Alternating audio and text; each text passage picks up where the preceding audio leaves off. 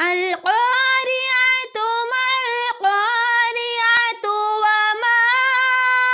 أدراك ما القارعة يوم يكون الناس كالفراش المبثوث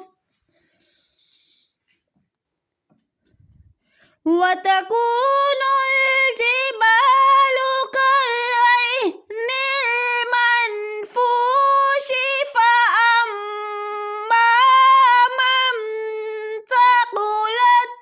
موازينه فهو في عيشة راضية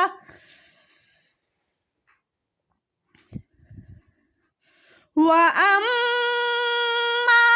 من خفت موازينه فأمه هاوية وما